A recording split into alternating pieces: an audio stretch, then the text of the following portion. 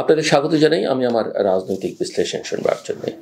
বাংলাদেশের রাজনীতি আজ এমন এক প্রান্তে দাঁড়িয়ে আছে যেখানে সময়ের ক্যালেন্ডার, শর্তের পাহাড় আর আস্থার ঘাট একসাথে ধাক্কা দিচ্ছে। ফেব্রুয়ারির জাতীয় নির্বাচনকে সামনে রেখে অন্তর্বর্তী সরকার সময়সূচি ঘোষণা করেছে, নির্বাচন কমিশনের প্রস্তুতির কথা বলছে, কিন্তু রাজপথে ভেসে বেড়াচ্ছে অন্য সুর। জামায়াত ইসলামী ও জাতীয় নাগরিক পার্টি এনসিপি ঘোষণা দিয়েছে, ভোটের আগে সংস্কারের জুলাই সনদ আইনি ভিত্তি পেয়ে বাস্তবায়ন না হলে তারা নির্বাচনে যাবে না। এতে রাজনৈতিক বিভাজনের রেখা আরো গাঢ় হচ্ছে আর নির্বাচনের আকাশে জমছে সন্দেহের কালো মেঘ। এই নাটকের প্রথম অঙ্ক শুরু হয়েছিল লন্ডনে। জুন মাসে অন্তর্বর্তী সরকারের প্রধান উপদেষ্টা মোহাম্মদ ইউনূস ও বিএনপির ভারপ্রাপ্ত চেয়ারম্যান তারেক রহমান সেখানে এক যৌথ বিবৃতিতে ফেব্রুয়ারির ভোটে একমত হওয়ার ঘোষণা দেন। জামায়াত ও এনসিপি মনে করে এই চুক্তি ছিল একতরফা, যেখানে তাদের মতামত বা উপস্থিতি ছিল না। তারা এটিকে সরকারের পক্ষ থেকে একটি দলের প্রতি পক্ষপাতের প্রমাণ হিসেবে তুলে ধরছে। আওয়ামী লীগ পতনের পর যে জুলাই সনদ সংস্কারের প্রতিশ্রুতি হিসেবে আলোচনায় এসছে, তারা বলছে সেটি ভোটের আগেই আইনি কাঠামোতে এনে বাস্তবায়ন করতে হবে। আর এখানেই বিএনপির সঙ্গে তাদের মৌলিক বিভাজন।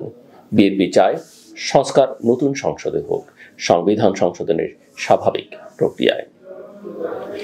জামায়াত ও এনসিপির অভিযোগ, লন্ডন বৈঠকের পর থেকেই প্রশাসন বিএনপির প্রতি নরম আচরণ করছে, ফলে লেভেল প্লেইং ফিল্ড ধ্বংস হচ্ছে। কিন্তু শুধু নীতির প্রশ্ন নয়, এর পেছনে রাজনীতির অঙ্ক আছে। জামায়াতের সংগঠন দৃঢ় হলেও সাধারণ ভোটারের কাছে তাদের গ্রহণযোগ্যতা সীমিত, আর এনসিপি ছাত্র আন্দোলনের নেতৃত্ব থেকে উঠে এসে এখনো সংসদীয় আসনে জয়ের মতো অবস্থা তৈরি করতে পারেনি। বিশ্লেষকরা বলছেন, তাই শর্ত তুলে চাপ তৈরি করা তাদের জন্য দ্বৈত সুবিধা। একদিকে সরকারের সঙ্গে দর কষাকষির ক্ষেত্র, অন্যদিকে বিএনপির সঙ্গেও রাজনৈতিক সমঝোতার সুযোগ। ইসলামী আন্দোলন সহ কিছু ইসলামপন্থী দলও তাদের পাশে এসে দাঁড়িয়েছে, বিশেষ করে পিআর প্রপোর্শনাল রিপ্রেজেন্টেশন পদ্ধতিতে ভোটের দাবিতে, যা বিএনপির অবস্থানের বিপরীত। অন্যদিকে বিএনপি এসব দাবিকে নির্বাচনের সময় পিছিয়ে দেওয়ার কৌশল হিসেবে দেখছে। তাদের মতে সংবিধান সংশোধনের প্রয়োজন নেই এমন সংস্কার এখনই করা সম্ভব, আর বাকিগুলো নতুন সংসদে। বিএনপির নেতারা আশঙ্কা করছেন, এভাবে একের পর এক ইস্যু তুলে অস্থিরতা তৈরি করে কেউ কেউ ভোট ঠেকানোর চেষ্টা করছে, যার সুযোগ দেবে অতীত আওয়ামী লীগ বা অন্য কোনো অদৃশ্য শক্তি। জাতীয় ঐকমত্য কমিশনের কাজ নিয়েও মতভেদ গভীর।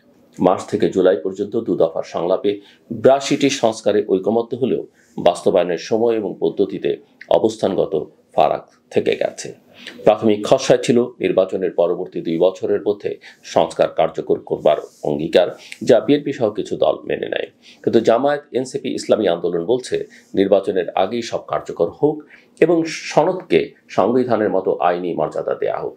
কমিশন বিশেষজ্ঞদের সঙ্গে পরামর্শ করেছে। কেউ বলেছেন অধ্যাদেশের মাধ্যমে, কেউ বলেছেন গণভোট বা গণপরিষদ দিয়ে পথ খুলে দেওয়া সম্ভব। আবার কেউ কেউ মনে করিয়ে দিয়েছেন 1976 ও 1977 সালে জিয়াউর রহমান সংসদের বাইরে গণভোটের মাধ্যমে সংবিধান পরিবর্তন করেছিলেন। কিন্তু এখানেই এসেছে সাংবিধানিক সীমাবদ্ধতা ও রাজনৈতিক ঝুঁকির প্রশ্ন। সংসদ অনুমোদন না দিলে এসব উদ্যোগ বাতিল হয়ে যেতে পারে। এদিকে রাজপথও এখন এক ধরনের প্রতীকী যুদ্ধে পরিণত হয়েছে।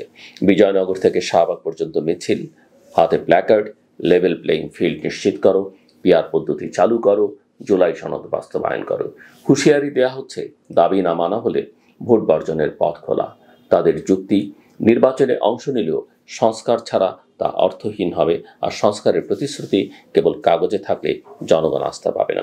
অন্যদিকে বিএনপির কাছে এটি কৌশলগত সময়ক্ষেপণ, যাতে ভোটের গতি থেমে যায় বা প্রশ্নবিদ্ধ হয়। বিএনপি নেতৃত্ব বিশ্বাস করছে শেষ মুহূর্তে সবাই ভোটে আসবে, তবে তাদের অভ্যন্তরীণ হিসাবও পরিষ্কার। বড় 2 প্রতিদ্বন্দ্বী অনুপস্থিত থাকলে জয় নিশ্চিত, কিন্তু আন্তর্জাতিক গ্রহণযোগ্যতার সংকট তৈরি হতে পারে, এমনকি অভ্যন্তরীণ গ্রহণযোগ্যতার সংকটও তৈরি হতে পারে। এখানেই দেখা যায় ক্ষমতা রাজনীতির দ্বৈত রূপ। একদিকে প্রতিদ্বন্দ্বী কম থাকা সুবিধাজনক, অন্যদিকে প্রতিদ্বন্দ্বী না থাকলে নির্বাচন সন্দেহের মুখে। ইতিহাস বারবার সতর্ক করছে। 1988 সালের ভোট কিংবা 2014 সালের 5 জানুয়ারি দুটো নির্বাচনী অংশগ্রহণহীনতার দাগ দিয়ে রয়ে গেছে। 18 আর 24 তো আছেই। সেগুলো কেবল রাজনৈতিক অচলাবস্থাই তৈরি করেনি, বরং আন্তর্জাতিক অঙ্গনে দেশের ভাবমূর্তি ক্ষতিগ্রস্ত করেছে। এবার যদি একই দৃশ্য পুনরাবৃত্তি হয়, তাহলে তা শুধু রাজনৈতিক ব্যর্থতা নয়, রাষ্ট্রের জন্য দীর্ঘমেয়াদী সংকট বয়ে আনবে। আন্তর্জাতিক মাত্রাও এখানে গুরুত্বপূর্ণ।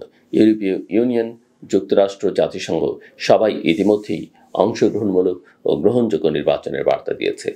ফেব্রুয়ারির ভোট যদি বড় দলগুলোর অংশগ্রহণ ছাড়া হয়, তাহলে তা কেবল অভ্যন্তরীণ দ্বন্দ্ব নয়, কূটনৈতিক চাপও বাড়াবে। দাতা সংস্থা ও উন্নয়ন সহযোগীরা তখন গণতান্ত্রিক ঘাটতির অজুহাতে আর্থিক সহায়তা, বিনিয়োগ ও কৌশলগত অংশীদারিত্ব পুনর্বিবেচনা করতে পারে। প্রশ্ন এখন, সব দল কি শেষ পর্যন্ত সমঝোতার পথে আসবে, নাকি শর্তের দেয়াল অতিক্রম করতে না পেরে নির্বাচনের গন্তব্যে পৌঁছানোই কঠিন হয়ে যাবে? যে পক্ষই নির্বাচন অনিশ্চিত করবে, দায়ভার তার কাঁধেই পড়বে, এবং এই দায় শুধু রাজনৈতিক নয়, নৈতিক হবে। কারণ বাংলাদেশের গণতন্ত্রের জন্য এখন সবচেয়ে বড় চাহিদা একটি শান্তিপূর্ণ, অংশগ্রহণমূলক, বৈধতা সুনিশ্চিত নির্বাচন। যদি সমঝোতা না হয়, তাহলে ভোটের আগে তৈরি হওয়া অবিশ্বাসের বাতাবরণ ভেতর থেকে গণতন্ত্রকে ক্ষতিগ্রস্ত করবে। এই অবিশ্বাসের ফাঁক গলিয়ে ঢুকে পড়বে সেই সব শক্তি যারা নির্বাচনকে নিয়ন্ত্রণ করতে অথবা স্থগিত করে দিতে চাইবে। তখন ফেব্রুয়ারির ভোট কেবল একটি তারিখ নয়, বরং দেশের রাজনৈতিক ভবিষ্যতের জন্য এক অনিশ্চিত জুয়া হয়ে দাঁড়াবে। আমার কথা শুনবার জন্য অসংখ্য ধন্যবাদ। আপনাদের সবার জন্য শুভকামনা।